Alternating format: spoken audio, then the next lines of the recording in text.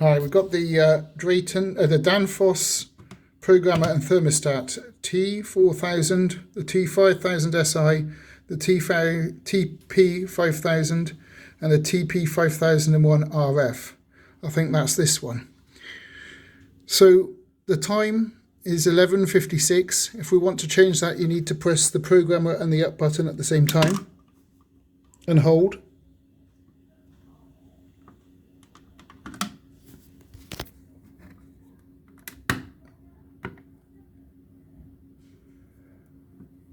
And now we've got the date. So 2022, you can then September and 26. To change it up and down, you can press these buttons. So 26th, 27th.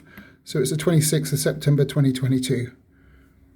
Okay, when that's set, we can press the program button, and then that will return us to the time, where we can change the time up and down.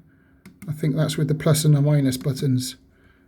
So it's 11:56 at the moment, and if it was 12, we just press this 3 times and go to 12, or we go back to 11:56 and then hit the program button, and then that's set. Thanks for watching. Please like and subscribe for other videos on the similar thing. Bye.